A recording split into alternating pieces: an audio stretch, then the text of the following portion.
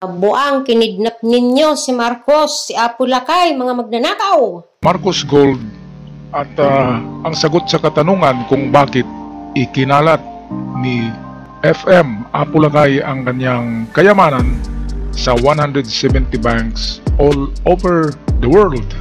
Ikinalat sa buong mundo. Bakit ba?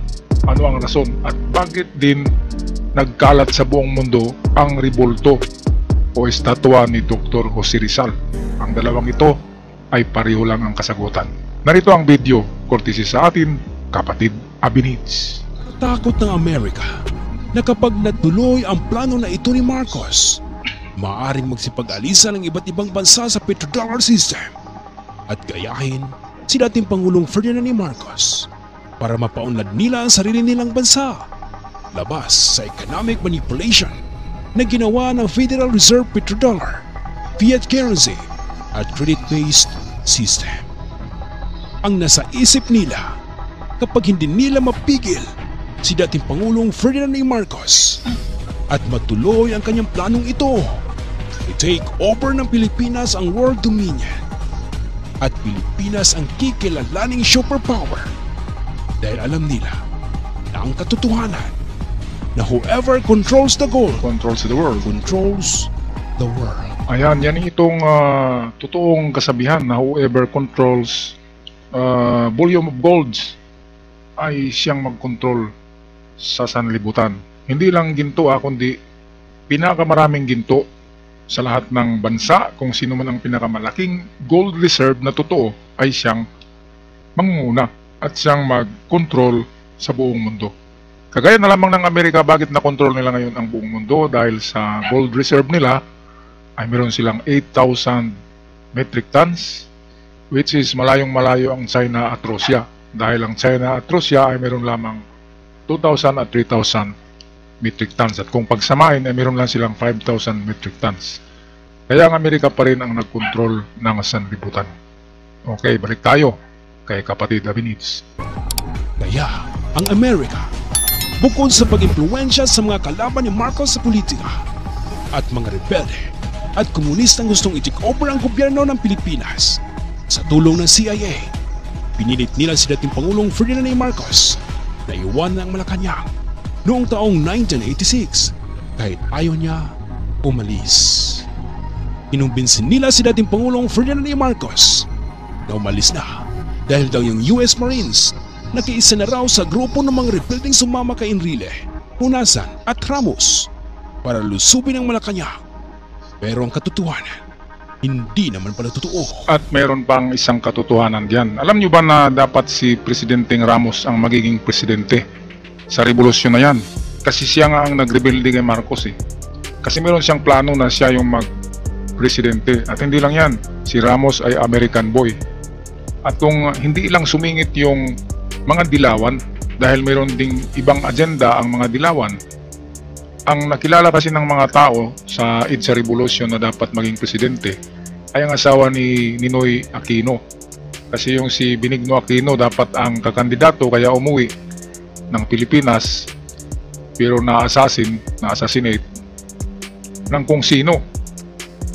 Bakit hindi mahabla ni Cory? Siya ang presidente. Dapat kulong na yun kung sino ang mastermind. Yung mastermind ay yung kanyang amo rin yung nagplano niyang EDSA Revolution. Merong grandmaster diyan Hindi na natin banggitin. Kaya si Ramos ay natakpan ni Cory. Dapat si Ramos ang at si Enrile ang vice president. At kung wala si Enrile at Hunasan, hindi rin magkaroon ng revolusyon. Kasi si Enrile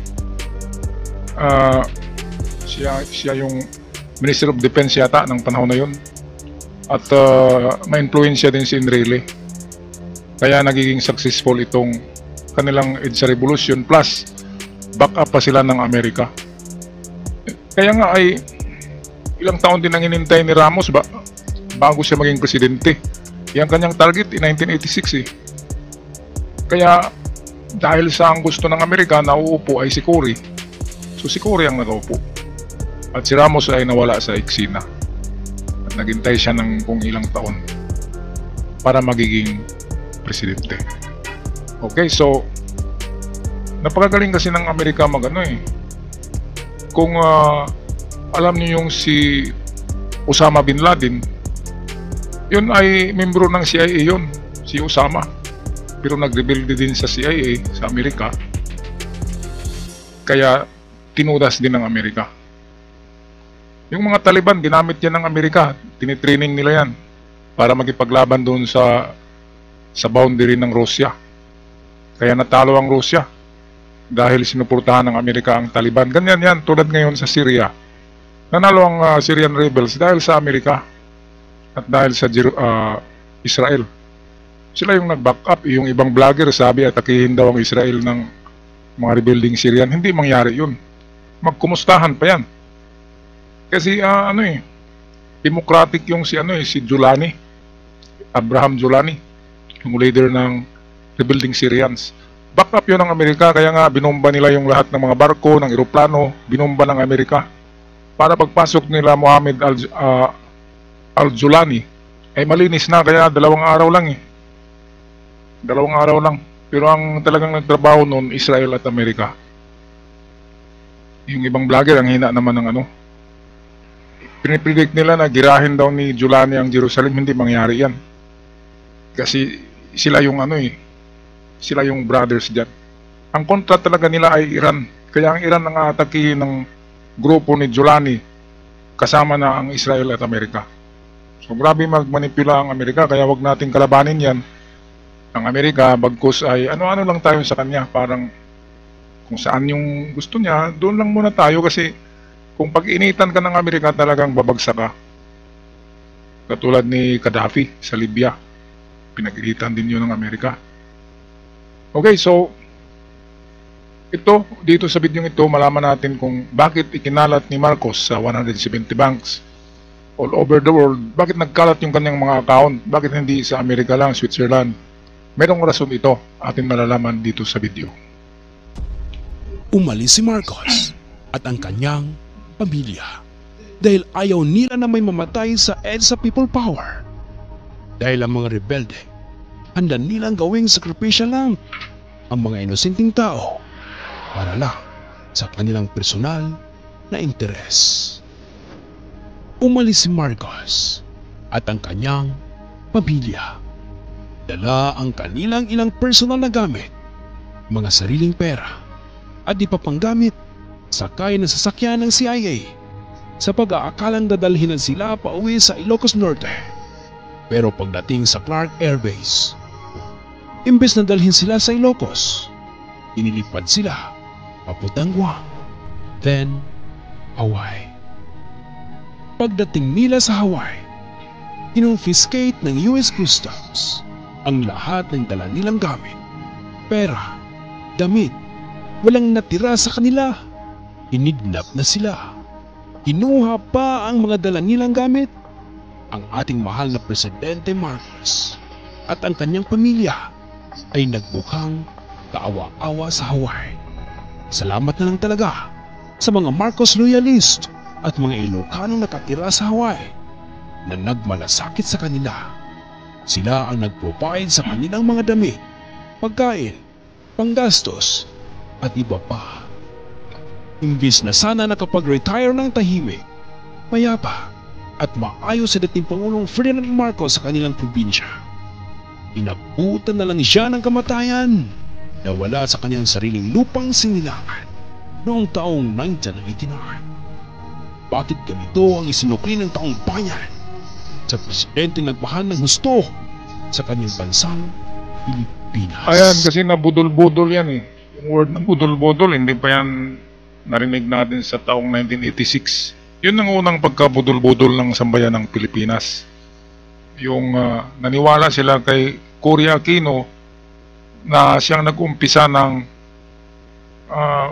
paglaki ng ating utang, triple. Hindi lang triple, sa palagay ko times 10 eh, o times 100 ba. Kasi 20 billion nagiging 7 trillion yata sa panahon ni Cory. At ng mga sumusunod ay umabot ng 15 trillion eh. Kaya ngayon, tanging si PBBM lang ang nakapagbayad ng 1 taon natin na utang sa World Bank. O, di ba? Bakit nabayaran niya yung isang taon natin na utang? Okay, at meron pang ano dito, itong dalawang mukha ang Amerika dito eh. Kapag may kapag-usap sila kay Marcos, ay sinabi nila na kami ang nagligtas sa iyo, kaya ginawa kayo namin sa Malacanang with helicopters, with US Air Force, kasi iligtas namin kayo sa mga tao. Pero ang totoo, ang Amerika ang nag-orkestra, ang nag-umpisa, ang nag-architect, ang nagplano ng revolusyon na yun. At ginamit lang sila Cory at saka yung mga Madre Pari rebelde. Actually, marami namang loyalista noon. Dalawang pwersa ang nasa EDSA eh, loyalista at saka mga dilawan. At yung iba nanonood lang yun, kaya dumami. At yung iba, nabudol-budol lang, pumunta lang doon. At naniwala naman sa mga kung ano-anong... Kasi orkestra yun eh. Sabay-sabay ang parang promosyon ng EDSA People Power. Sa radyo, sa telebisyon, sa newspaper, at sa mga bibig ng mga marites noon na mga binabayaran para ikalat yung EDSA Revolution sa pizza mismo na yun. Okay, balik tayo sa video. At ang mga labi ni Pangulong Marcos ay naihimlay na ng tuluyan sa libingan ng mga bayani. Pagkatapos ng 30 years, pinakamatagal na burol sa kasaysayan ng Pilipinas na ipinagdamot ng matagal sa pinakadakilang presidenteng naglingkod sa inang bayan. Pag-upo ni Cory Aquino, Ayan o. nag-issue agad ng Executive Order No. 1 para itayo ang Presidential Commission on Good Government or PCGG. Okay, ngayon, bakit itinayo ang PCGG? Ang Commission for Good Government daw. Ano bang good na government yan? Dahil sa gobyerno na yan, nalubog na tayo sa kumunoy. Ngayon, kung hindi totoo ang Marcos Gold, bakit nagtayo si Cory ng PCGG, ang ahensya na humahabol sa Marcos Gold sa iba't ibang bangko sa buong mundo? At bakit nag-declare siya ng presidential decree na i-frozen? Sumulat siya sa mga bangko na i-frozen ang lahat ng itong mga account ni Marcos. Kahit na trust account ay i-frozen. Ibig sabihin, totoo talaga ang mga accounts. Kasi anong i-frozen kung wala? Diba? At bakit naghabol pa sila? Nakuha nga nila yung dalawang account sa Switzerland na pangalan ni Imelda at saka ni Marcos. Yun lang ang nakuha nila, pero yung ibang mga account na iba-ibang pangalan ay hindi nila nakuha. Kasi ang hinabla nila ay si ano lang eh, FM at saka FM Family at Imelda. Kaya yung mga pangalan na mga spiritual boy, mga white boy, mga Mongolian king, ay hindi yun makukuha kasi hindi pangalan ni Marcos. Ngayon, ang tanong, pinakamalaking tanong dito sa video, bakit ikinalat ni FM ang kanyang mga ginto sa iba't ibang mundo, iba't ibang bansa? Bakit nakarating doon? Pwede namang sa Switzerland lamang. Okay, atin sagutin yan. Pagpatuloy muna natin ang video. Para magsilbing kamay ng kanyang gobyerno, para makuha nila ang lahat ng mga kayamanan ni Marcos. Then, naglabas siya ng Executive Order No. 2 Ito na. na nag-uutos sa lahat ng mga bangko sa buong Pilipinas at sa buong mundo na i-freeze lahat ng mga bank accounts at trust accounts ni dating Pangulong Ferdinand E. Marcos sa maling akala na ito ay mga kayamanan ng Pilipinas na pinagnanakaw daw ni Marcos lahat. Ang totoo ay mga private assets ito ni dating Pangulong Ferdinand E. Marcos na nakakalat sa iba't ibang bansa mahigit isang dekada bago pa siya naging presidente. Kaya ito nakakalat sa iba't ibang bangko sa iba't ibang bansa dahil ipinahiram ito ni Marcos para ang mga bansa ay makarecover sa mga devastations. Ito na yung sagot. Dahil sa right after the World War II, post-war period time, yung pagkatapos mismo ng giyera, ay lahat ng bansa ay apektado eh. Kasi buong Asia, giyera. Buong Europa, giyera. At katulad ng nangyari sa Ukraine at yan sa Gaza, pulbos lahat ng mga building. Kahit dito sa Manila, pulbos lahat dahil sa giyera. Ngayon, dahil sa gold trader si Marcos, ay hindi pa siya presidente noon, pero nagpapautang na siya ng mga ginto sa iba't ibang presidente sa iba't ibang bansa para maipatayo nila muli ang kanilang mga bansa, para maitulong ito. Pero hindi ito ibinigay ni Marcos. Ito'y pinahiram with interest. Gold trader eh. Kaya napakaraming bansa ang nagbabayad kay Marcos ng interest. Kung hindi lang yun namatay, talagang superpower na tayo. Mas superpower pa tayo sa China. Kasi napakaraming ginto natin eh. Ngayon ay hindi natin alam kung nakuha na ang mga interest niyan. Gold asset na yon, kasi baka maklaim ng talagang may-ari. Yun ni Marcos, iniba ang carats at iniba rin ang mga serial number at binago rin ang pangalan ng gold bar. Meron ng tatak na Central Bank of the Philippines. At yung Central Bank na nakatayo diyan sa Manila ay yan ang building na pinagawa ni Marcos sa kanyang architect. At talagang dinisenyo yan para sa gold smelting ng napakaraming ginto. At kung totoong magnanakaw si Marcos, dapat yung 4,000 tons na dineclare dyan na nandyan sa, yung totoong dineclare ay 4,000 pero ang sabi ay 400 metric tons, 400,000. Pero sabi ay 4,000 lang daw, okay lang kasi 4,000 malaki na rin. Pero kung talagang magnanakaw si Marcos noong pagsiklab pa lang ng revolusyon, dapat hinakot na yun ng armored car, di ba? At dinala doon sa Paway, sa kanilang mansion. Hindi ginalaw ni Marcos, nakalak lang yun eh. At nang umupo si Cory, ayun binubuksan-buksan na yun at niyakap-yakap niya yung mga gold bars. At lumiit biglang lumiit. Ang 4,000 nagiging 200 lang yata sa panahon ni Cory. Bumaba ng bumaba. Kahit sinong nakaupong presidente, kumuha Pero hindi nila sinabi na dahil kay Marcos na set up ang mga gold bars na yun. At pati yung mga vault diyan sa basement ng Central Bank ay kay Marcos yan eh. Si Marcos na ang tanging presidenteng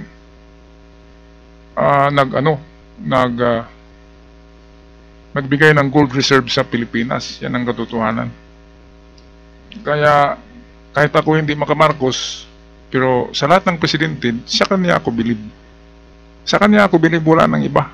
Wala nang ibang makagawa ng ganito na improvement, development sa Pilipinas, infrastructures, mga tulay, mga highways, mga building, public buildings. Hanggang sa ngayon, Senate House, sinong gumawa niyan? Si Marcos. Legislative building kay Marcos, Post Office building kay Marcos, Manila City Hall kay Marcos, mga government hospital kay Marcos. Okay, pero hindi ako maka-Marcos pero yan ang katotohanan yan. Na siya lang talagang presidente na pinaganda ang Pilipinas dahil talagang mayaman siya. Sikreto lang. Trillionaire, hindi ito billionaire. Trillionaire. Pinakamayaman nga na tao yan sa buong mundo. Si Jose Rizal yung una. Pero dahil sa pinagkatiwala sa kanya ni Jose Rizal yung Gold for Humanity na ipamimigay din ni Rizal sa Pilipinas, si Marcos ang namamahala nun.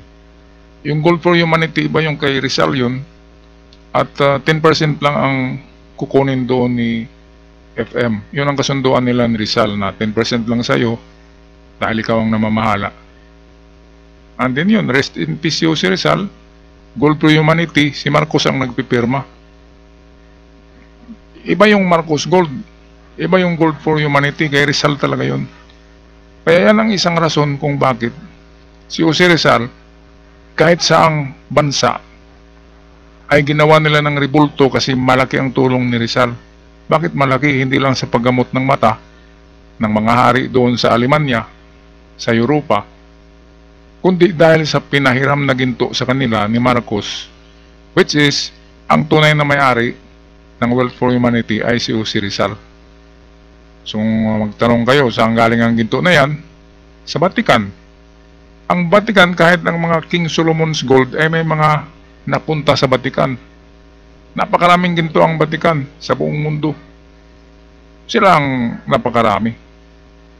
At swerte lang na napunta kay Marcos, hinawakan ng isang Pilipino, hinawakan uli ng isa pang Pilipino. Dalawang Pilipino humawak niyan eh. Ng Gold for Humanity, Jose Rizal, and then Apo Lakay. Lahat ng dalawang yan ay mga hinyo, matalino, at parehong, napansin nyo yung kanilang height, pari-pareho eh. Jose Rizal is 5'4", Marcos is around 5'6". Maliliit lang na mga tao yan, pero grabe, small but terrible. Okay, tapusin na natin ang video. Dulot ng World War II. Nakalagay ito sa mga trust accounts upang mag-earn ng interest. Kaya, malaki ang utang na loob ng iba't ibang bansa na natulungan ni Marcos sa pamamagitan ng gintong ito bago pa siya maging presidente. Kaya, huwag kang magtaka kapatid kung bakit may rebolto si Jose Rizal sa iba't ibang bansa. Dahil si Jose Rizal ay bilang simbolo ng Pilipino nationalism. Ang patunay na may utang na loob ang mga bansang ito sa isang Pilipino. Ayan, napakagandang kwento nito. Ang iba't ibang bansa may utang sa atin sa panahon ni Rizal at ni Marcos. Kaya dapat maging bayani ito eh. Kaya nga, libingan ng mga bayani ang napuntahan ni Apo Lakay sa pagbaon, sa paglibing sa kanya. Pero, anong ginawa ni Sara? Hukayin niya ang bayani at itatapon yung buto. Walang respeto ang babaeng yan. Dapat yan ang babae ang itapon sa WPS na ipakain sa mga pating. Lunatic. Grabe. Kung magsalita, yung mata umiikot eh. Nakakatakot. Nakakatakot. Kaya wag na tayong tumira. Wag na tayong mabuhay sa rehimen ng tinatakot tayo ng mga ganyan na mga klaseng tao na bawat salita ay kill and kill, tukhang-tukhang. So, tapos na ang kanilang termino, ay wag na natin balikan yun. Yung panahon na bigla na lang may kakatok sa bahay mo at tudas kayo. Okay?